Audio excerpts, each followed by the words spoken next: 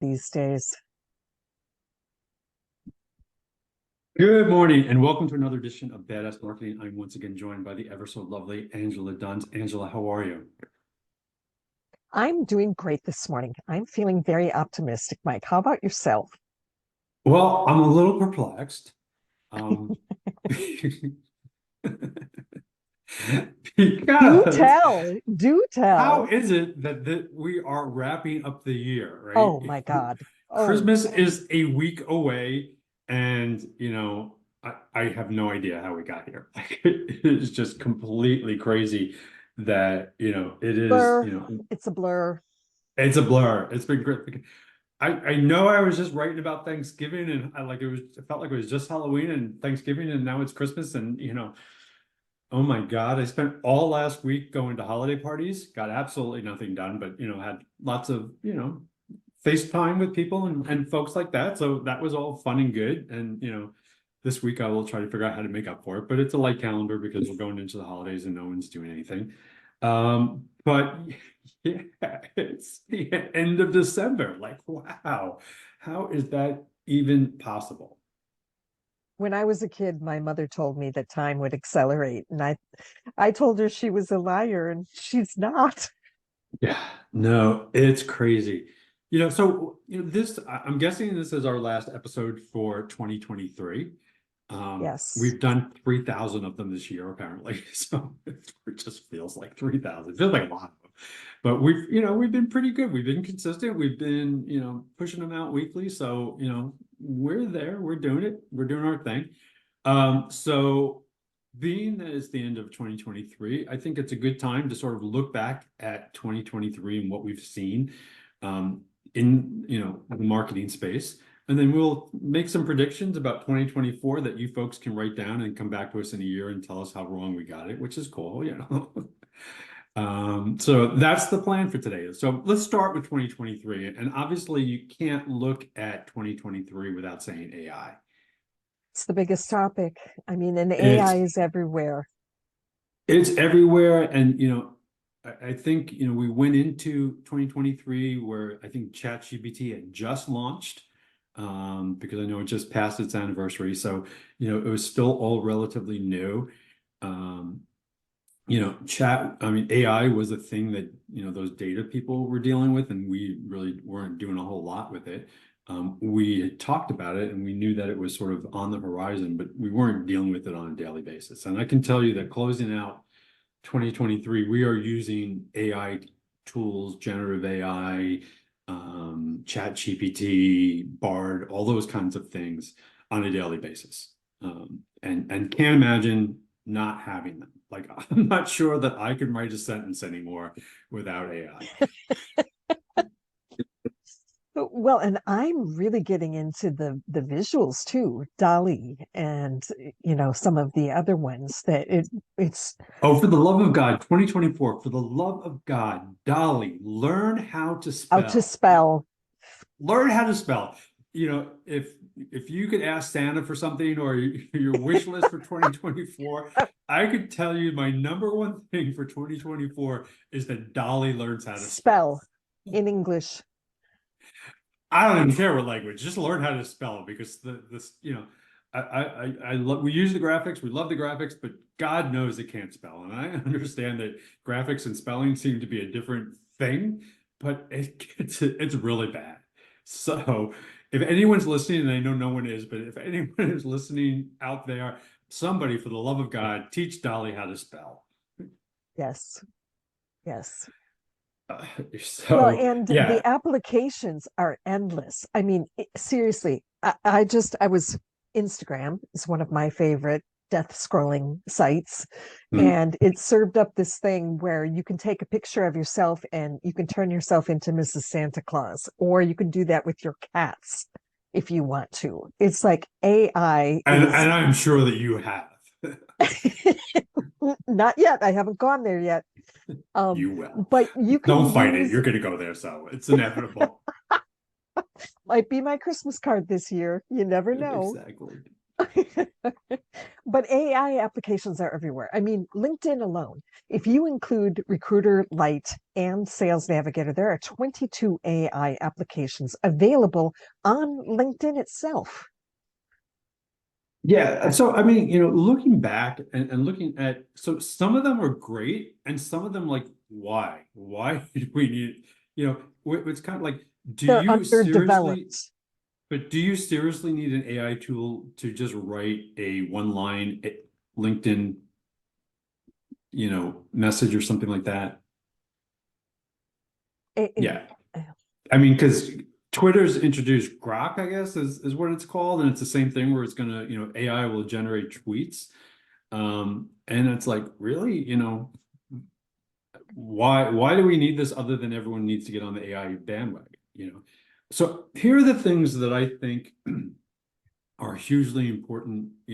Let's look back at 2023, then we can look forward. But looking back at 2023, clearly Chat GPT was, the technology of the year. And, I know that early on, I used it a little bit, and then I was like, yeah, I don't need this.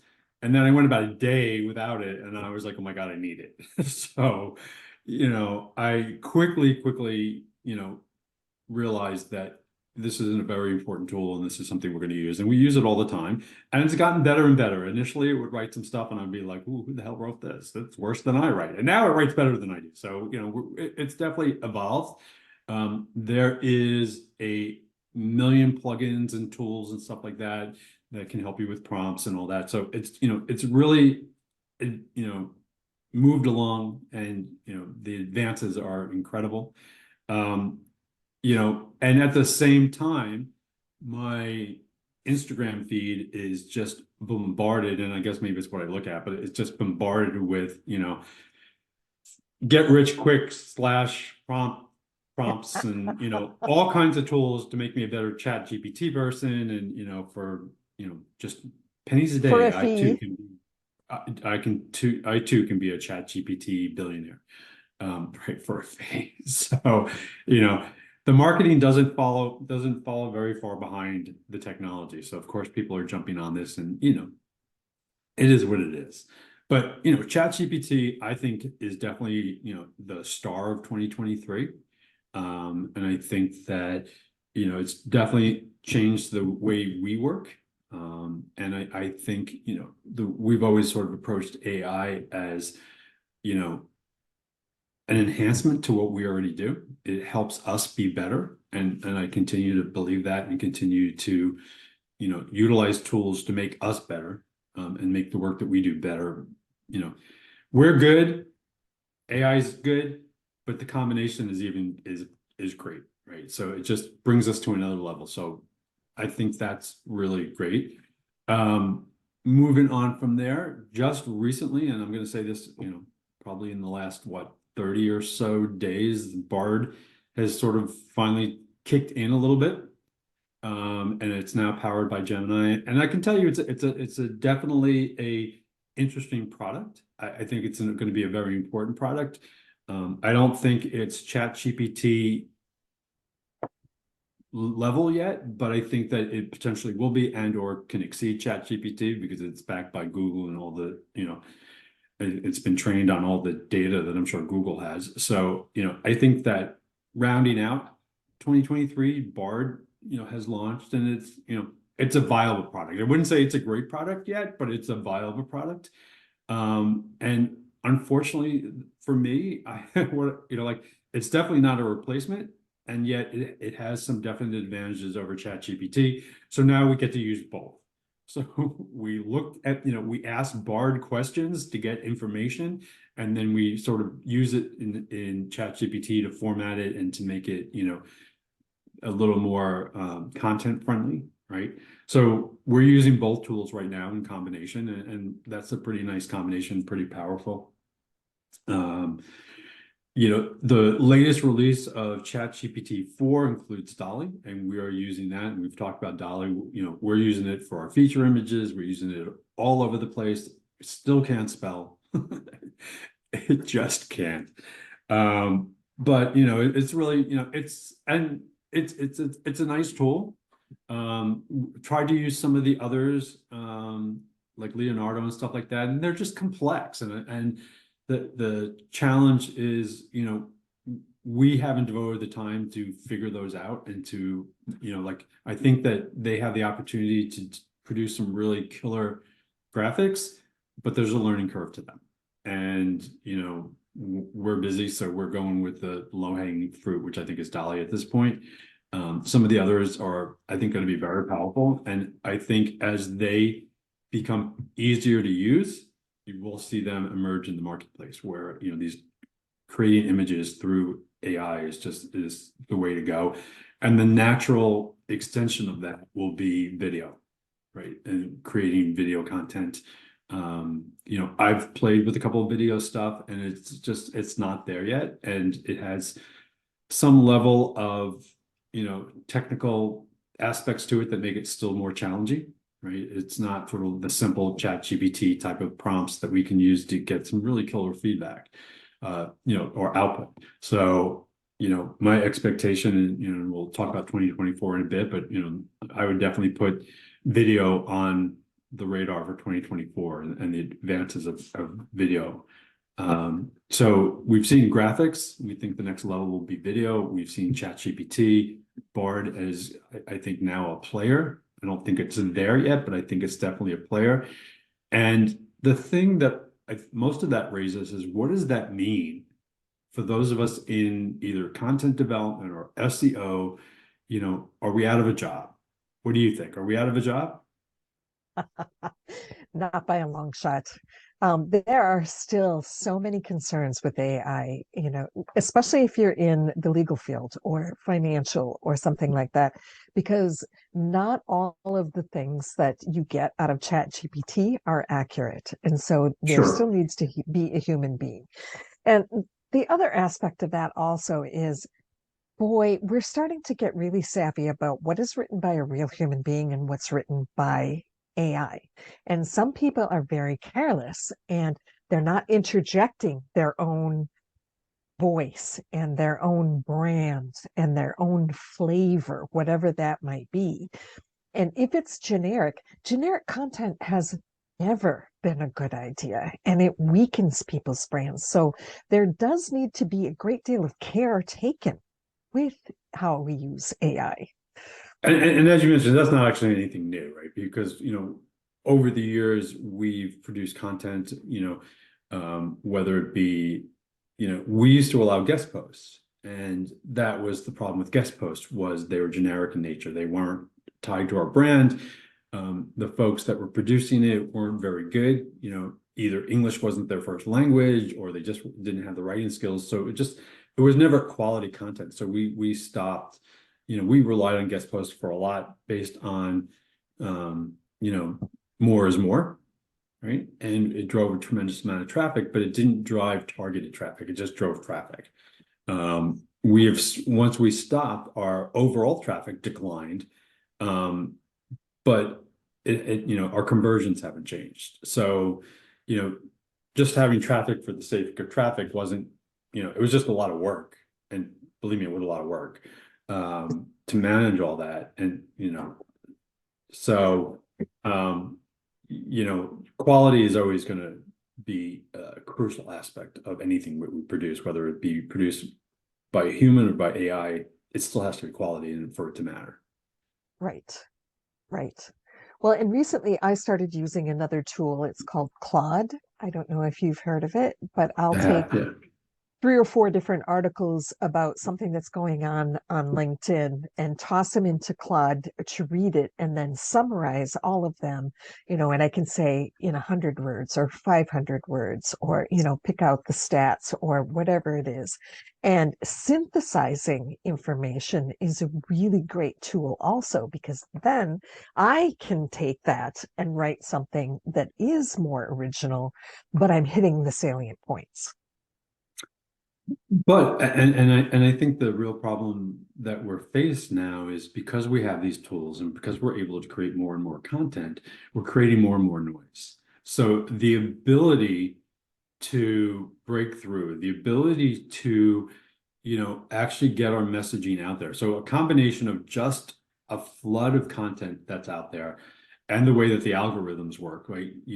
With LinkedIn, right? If you don't get a like or repost almost immediately, then you're never seen again. Right?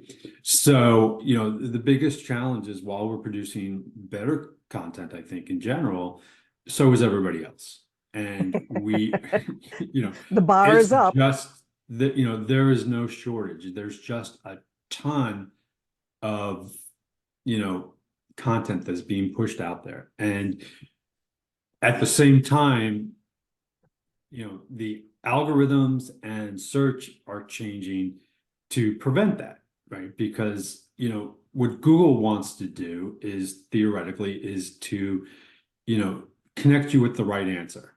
So if it has 1,000 choices, it can only present one right answer. So, be this whole idea of being on the front page, being on, like above the scroll, those are very few slots. And of course, those slots are primarily taken up by advertising. Um, you know, Yes. so, while we're producing more and more content, the impact has greatly lessened because there's just so much of it out there. And I think what that speaks to is, you need to just be omnipresent, right? I think back in the day, I don't know how long ago, that could have been 2 weeks ago, who knows? But back in the day, 2 weeks ago, whatever, we would say, focus on a channel and own the channel.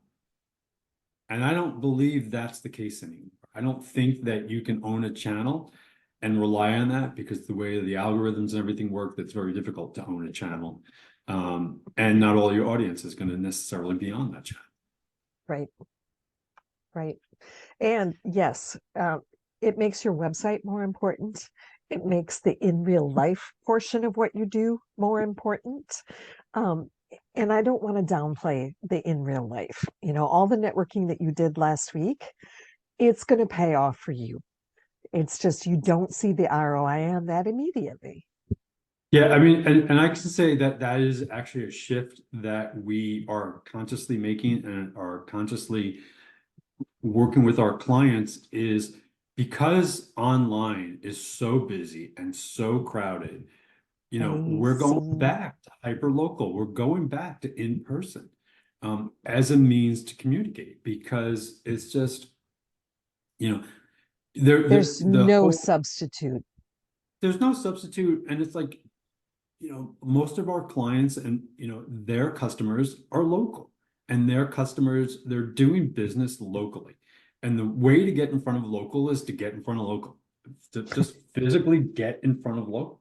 And, we are looking at the referral marketing and referral networks. We're going to socials. We're actually going back, and this is sort of the pendulum from the pandemic swinging back in the other direction. Right. Yes. Now it's like, it's really nice to engage with people in person, and it's really nice to chat with people and to do that. And I think that's one of the key differentiators of, getting away from the noise. The other thing, and one of the reasons that I think is also driving this, is that I think Google is changing. And what I mean by that is, with Bard and with AI, it is producing answers to your queries. That means that you don't ever get to my website, because Google is going to find what I've said on my website, summarize it, and present it in Bard, right? So the very likelihood of you actually having to click beyond Google is going to, keep you on their property for as long as possible. And I think that's going to make search more difficult and SEO more difficult. So in order to, for us, considering that most of our clients deal with local, is we're going back to some old sort of, real world marketing techniques of, like, just go out and meet them, go out, we have a local merchant association. We're going up and walking up and down the block and talking to people in person and meeting with people in person. And I think that's sort of, that's going to be a key aspect of 2024 for us, is to make sure that that part of the marketing mix is included, because I think it's going to be very important, because I don't know, I think it's going to be very difficult to differentiate from all the noise that's being produced online. Yeah, well, and that is it's such an interesting point. I mean, in my business, if I were to look at all the clients I had last year, I could trace more than half of them back to a speaking event somewhere, whether it was an online speaking event or if it was an in-person speaking event. So the know, like, and trust and the in real life and the having some quality time with an audience, very real. And I think we're moving back, just like the in real life, we're moving back to that kind of thing. Speaking is becoming much more important again. So you really have to look at your entire, that 30,000-foot view. What drives your business? And do You know, more of that. yeah, and I mean, one of the trends that we see is this idea of like hyper-personalization, and it doesn't get any more personalized than me calling you up or me having coffee with you and like, hey, Angela, what's going on? That's doesn't get any more By personalized the than that. way, we're overdue, Mike. We are. It's been a while, because because we're in December. How is that even possible, right? it, and it happened so easily. Yeah. I'm thinking like August for the last time we hung out. Oh my God. I don't even remember. I bet it's been 6 months. Yeah, right. How did that happen? I don't know. So I think, looking back on 2023, clearly AI has changed the landscape. Clearly, I think this will impact search and SEO and the ability to, break up, get visibility, the awareness, the very beginning part of your funnel, which is awareness, is going to be more and more challenging because there's just so much competing with it. I mean, what I have found, has your Instagram scroll changed?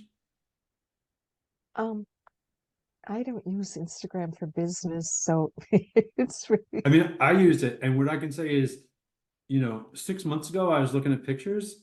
I'm looking at ads. I'm looking at, almost yes, every other post is an ad now. it's annoying. But but I mean, like, before it was a nice sort of platform that I actually got to see things from folks that I knew or, had an interest in. And now I am just completely bombarded with ads. Which in my mind means that platform's on its way out and something's going to replace it because people don't want to, I don't go to Instagram to look for ads. You know what I mean? That's not why we're on Instagram. And we're on Nope. Instagram obviously to promote as well, but the fact that the feed has become inundated with ads is just sort of undermines the purpose of the Right. platform, I think. Obviously they want to make money. I get why they're doing it, but I would say that what we'll see is people will start to move off of that platform because they won't get the visibility they were getting before because their content is not getting, above the noise because there's too much ad content being pushed at the same time. Um, you Yes. know, so, I think that as we see sort of these changes, people need to find a new venue. So either a new technology or, an omni-channel approach, and then incorporate some real world marketing aspects to it.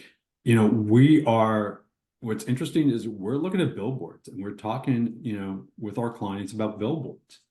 And, I can say that about a year and a half ago, one of my clients came to me and said, I want to do a billboard. I'm like, you whatever, why?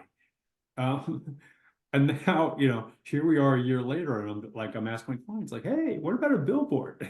It's like, it's a It different is a world. big shift. It is Yes. a shift, what I It mean? is. So It's time for local, that.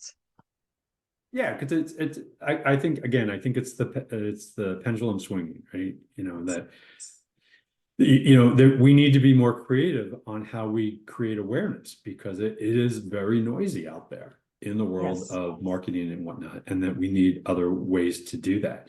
Um, And I really you want know, to emphasize the point that you made earlier about the whole awareness, the very top of the funnel. I think that everybody needs to incorporate in real life, again, in that space to make it less noisy and much more effective.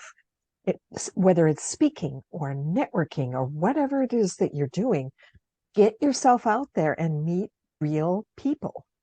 But also, it's also the beginning of the know, like, and trust. And the idea is to navigate people through know, like, and trust. So your speaking engagement creates awareness, but then they get to know you, right? Because they're listening to you speak. They hear what you're talking about. They make a determination whether or not they think you're credible.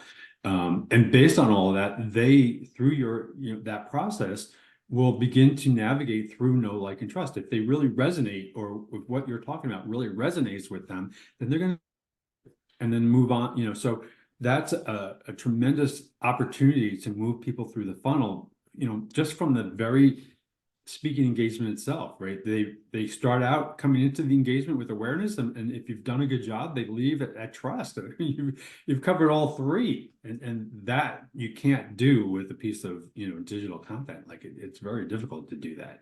So these are opportunities to clearly move people through the know, like, and trust, which is something that we harp on apparently. Yes, yes, it's an acceleration. Right. Yeah, but I mean, but they, getting in front of somebody, spending time with them. I went to a Christmas party the other night, or a holiday party, whatever you want to call it, and spent some time with a gentleman. And like it was one of those. It was a really crowded room, and you're like, like I have to go make small talk, which is oh so enjoyable, right? So the person to my left, I make some small talk with. We start to chat. We end up having a tremendous amount in common, right? And end up, and Nice. realize that we are actually a lot more connected than like I never met this guy before, and yet now, like, I am sure that I'm going to be doing a lot with him in 2024, because we have so much overlap, and we're working on similar things as well. But That's like, so awesome. but I walked away from that event. Like, if I had met him online, or I met him on some other platform, like, oh, I would have gotten to awareness with him. Like, oh, okay, so he's out there. We're working on some of the same things. That's fine. But having spent, the better part of a holiday party, and with him, and chatting and talking, and just going back and forth, we had moved from the know, like, and trust sort of in the same evening, which is pretty powerful, right? Yeah. I mean, it's not as effective as reaching a lot of people online, but you have to really think about, how can you grease the wheels for everything? How can you maximize your in real life time and then keep those people in that state of awareness and know, like, and trust? But we also talked about earlier, and I think he's an example of this, is quantity over quality, right? I could have spent the same time and reached out to 100 to 200 people online and maybe made a connection.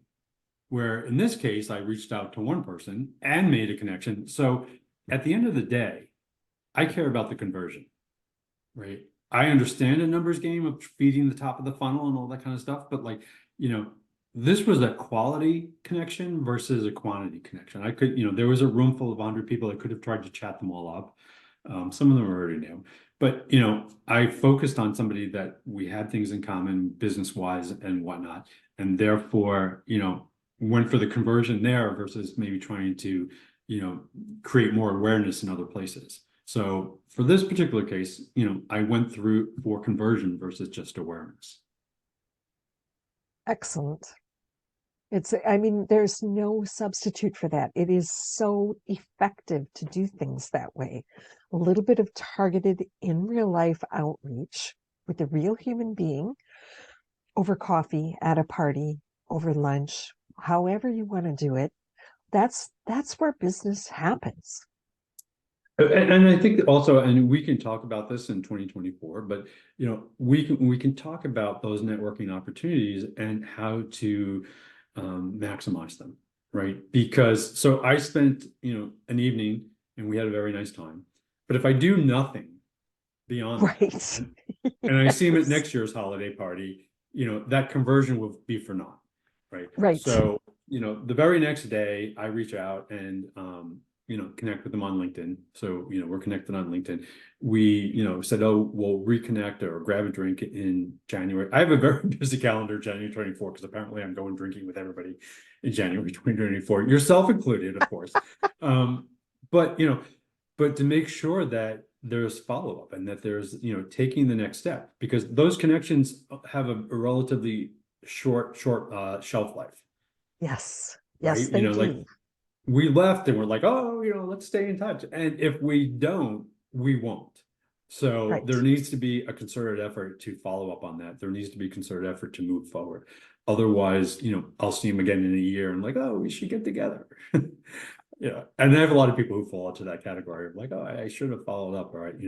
So again, I won't spend a lot of time here, but when you make those quality conversions, then you need to stay on. I don't mean to be spamming the guy, I'm not, but I connected on LinkedIn. We're going to talk again in January, those types of things, but to have sort of a plan to keep moving forward and to continue to engage.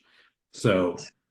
we will spend a lot more time in 2024 about those kind of ideas and those kind of strategies. But this idea of, it's only as good as your follow-up. Right. Right. Yeah. And I did the same thing. I recently went to a bar association party that was overwhelming and crowded and noisy and all of those things And full of that lawyers. Oh my God. Yeah. that introverts just like, mm. But I made three really quality connections, and I'm having coffee or lunch with all three of them.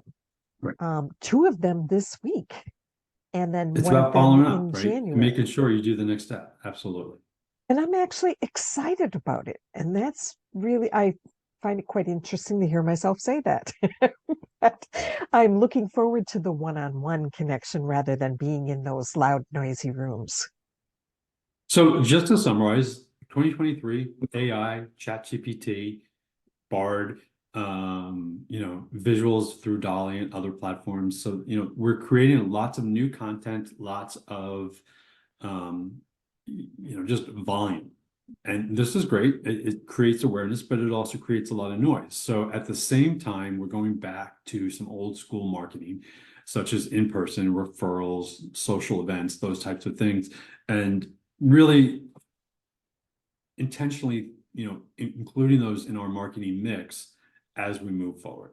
Anything else from 2023 that you think we forgot to talk about or you want to add or? Well, just graphics. Graphics have changed a lot too. I mean, simplicity is really what you're going for. So no matter what those visuals are, I think simplicity is what people it stops people from scrolling and saying, oh, that might be interesting.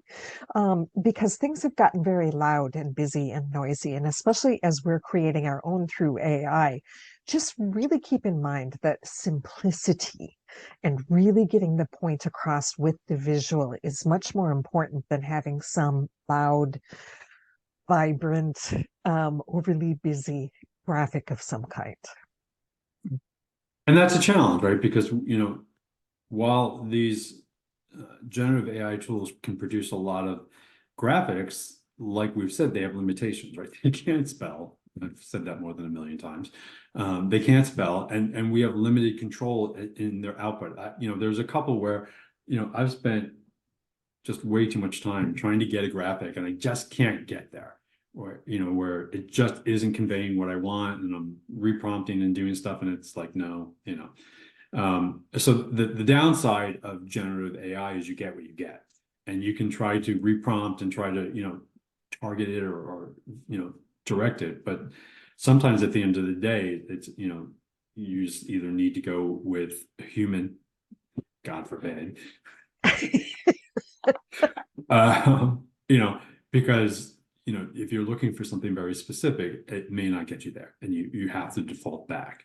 Again, we like the idea of using the combination of the human and so ideally what we do is we find somebody who's much better at prompting these graphic tools than we are, so that we get a better output from these tools, right? So that's what we'd be looking for, is the people who have gone through the learning curve of Leonardo or some of these other graphic tools that are a little more advanced.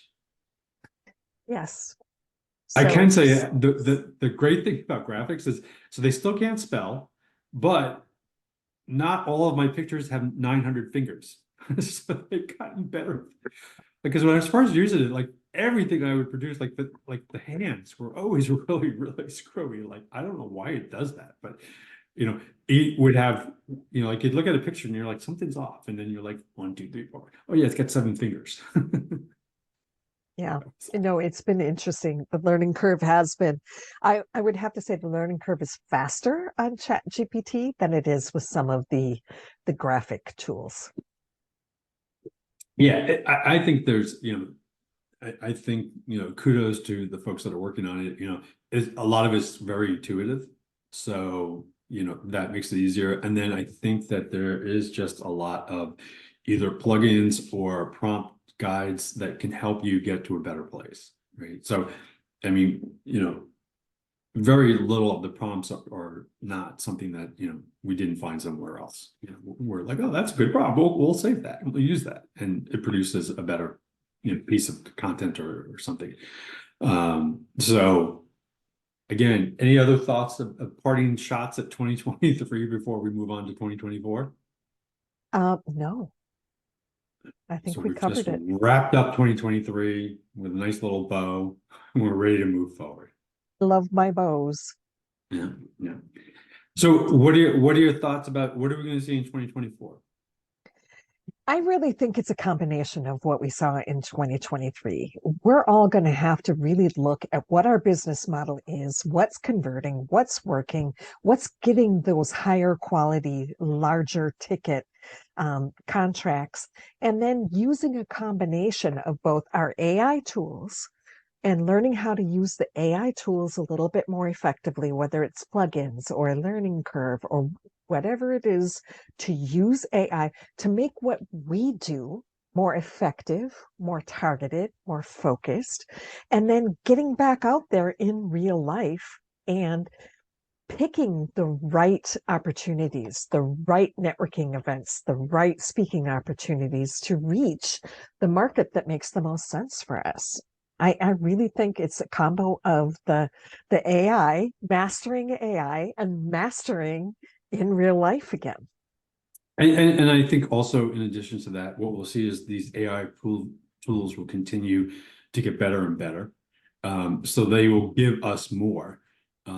We will have gone through a learning curve and we will be better at using AI tools and the AI tools themselves will improve. And that will give us lots of opportunity. So I think that absolutely expect that AI will continue to dominate the landscape. Absolutely expect that we'll get better at it and it will get better. And overall, everyone will benefit. So some of the trends, I looked up trends for 2024 and some of the things that we've seen is just this idea of hyper-personalization, right? Yes. So, AI will be able to look into their data, look at sort of their habits, which is, what big marketers have had the ability to do to collect that data and look into that and slice and dice it and then offer up sort of personal offers. I think we'll see that move downstream and we'll have more access to that so that we can do more personalized content towards our audience and towards our clients' audience. In addition, I think one of the things that I don't know, it's probably really big now, but it's not something we use a lot. But it's something that I'm sure will continue to be on the forefront, which is voice and the use of voice. What I've seen is more and more of my friends are using Siri or using other types of tools and inquiries. It's kind of funny because we have, and now they're all embedded. So like we have, like the other day I was moaning, complaining about something. And Siri's like, what can I help you with? And I'm like, I wasn't even talking to you, Siri. Mind your own business. But it was listening. So very scary because I forget that Siri is listening. And every time I say her name, she pops up on my phone like, what? What do you want? I'm here. So I think that voice is going to continue to be an important factor. And I think that especially for search, because people are like, hey, Siri, find me this. Hey, Siri, find me that. And Siri just woke up on my phone. Sorry, Siri, not that. She just woke up on my phone. If she hears her name. It's really scary. Yeah, my phone just woke up. but I think, people are using it primarily for search or use it a lot for search, and therefore this is going to be an even more important tool. So, when we look at voice search, we're looking at, are we answering common questions? The other day, and I can, still think this is a very powerful tool, but Answer the Public, which is, and I think I've shared that with you, but it's the tool where it tells you, like, what are the top inquiries around a topic. So, we put in web accessibility and said, tell us what's going on. And it gave us back 70 questions about what people are searching for. And it ranks them. So obviously we can pick and choose, but our job now is to answer those 70 questions, because that's what people are searching for. That's, so around the topic. So again, and answer them in a way that, when you ask that question, voice recognizes it and, gives back, hopefully brings us up as a response. So I think that we're going to see more and more conversational marketing, especially with AI as a tool. So I think that, you had mentioned earlier, sort of like being able to tell the difference between when I'm reading human produced content and AI produced content. And I think that is going to continue to blur and be more and more difficult. That I think the quality is going to be such that I believe that some of the stuff that we're producing is better than had we written it as a human alone, right? Because it contacts more resources and more, brings in more other elements than we would have thought of. And I think that, the AI powered chat tools are going to be more like that as well. Like now they're pretty basic and, but we're going to see more and more where chat online is going to be able to handle more. It's going to handle, we now have all of our FAQs, so if you ask it a question that is a common FAQ, we're going to give you that immediate response while we're waiting to connect to a human, those types of things. And, it's really, for us, is about the digital front door, collecting that information online so that folks don't have to either enter it manually or, we don't have to collect it when we finally engage. It's very frustrating to connect with something, customer service or elsewise, and then have to start all over, right? It drives me nuts because in order to sign on and in order to engage the chat, I have to give it my email, I have to give it my account number, and I give it all this information. And when the human gets on the line, they ask me the same things. I'm like, I've entered this into your system. And there's sort of still a disconnect between what we're putting in, and the digital front door isn't working as well as it should, but it will. And I think the digital front door is a very important aspect that we're going to see advance. So, ideally what should happen is by the time you get to that live operator, they have all the information in front of them and like, thank you for calling. I see you're calling about this. And, and they'll be able to focus on that versus like, what is your name? What is your account number? Those things should be automatic. Um, I mean, I'm just amazed because I still go to the doctor and they hand me a clipboard. I'm like, you gotta be kidding me, because you could have sent this to me online. I could have answered this online at my convenience. Now I'm sitting in your office in an uncomfortable chair trying to write with a pen that doesn't write and fill out, 5 pages of questions that would have been you easily already done. have the answers too. Yeah. And furthermore, either that paperwork is going to go sit in a file somewhere and be ignored, or somebody has to data entry that thing and is likely going to make mistakes. And so, I think we're going to see more and more of the digital front door being more and more important and solving more of those, initial sort of problems, whether it be in healthcare or even in marketing. By the time you get to a live rep, all your information should be in the CRM system, and, but they should be able to just look at it and say, hey, this is what's going on. I am amazed at how many times, I'll call tech support having spoken to them 2 days earlier, and I have to start over with the new person, right? Either they haven't read the notes or the notes weren't entered or the notes weren't complete, those types of things. And, those are going to be a key differentiator in the user experience if the digital front door works. So I think we're going to continue to see more and more advances in the digital front door, to make the user experience better. And that would be fantastic. So, I think AI will continue to dominate. I think that for 2024. I think that it's going to be more and more challenging to create that initial awareness solely online, right? Because, Google and what we're seeing with Bard and those types of things are going to result in more and more people staying on Google and never moving to the next level. Like, forget about scrolling down the page, right? There is not even any scrolling, because now Bard, if you ask it something, it'll give you the full sort of printout and information. And I would say that in 85 to 90% of the time, you'll never need to move beyond that. So I think ranking through traditional SEO and ranking online is going to be more and more challenging, which will result in omni-channel. You have to produce an omni-channel marketing strategy, which will include local and in-person. It'll be fun. It'll be exciting to see how things play out. But again, I think it's sort of the natural progression, right? We're a couple of years out of the pandemic. We are ready to go back to talk to people within reason, right? I don't want to, because the challenge is online is very convenient. You know what I mean? Yes. You and I Yes, it read is. each other up, have a conversation. Okay. I didn't drive anywhere. Okay. Apparently didn't make myself look pretty. So it was sort of the moment, right? So, when you and I are going to talk, about 3 minutes before we're ready to talk, like, oh yeah, I got to get online. Where, if we meet in person, I have to look up directions. We have to, the travel time. I actually have to put pants on, which is terribly overrated. Pants are required. Right. Yeah, right. It is strong encouraged. So I'm still going, despite having, in person as part of the marketing mix, I'm still going to be selective about it, right? I'm not going to just drive to a meeting and pay for parking for the sake of just showing up in person. I will need to be motivated to do so. I do not think you're going to see me at the chamber mixers anytime soon. It's still not an effective means.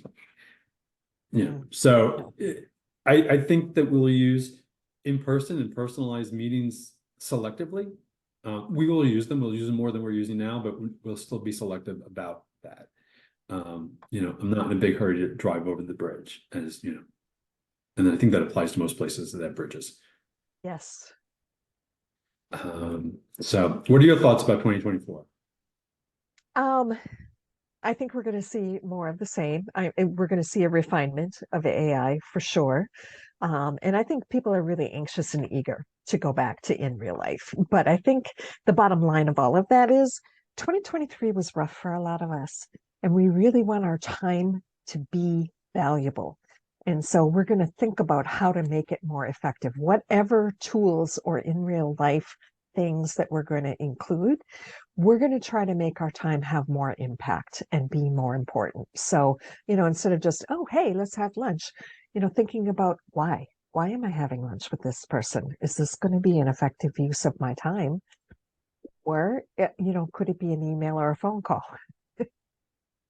Yeah, before we got online, I was complaining that somebody that I'm working with is trying to schedule 3 meetings a week for forever.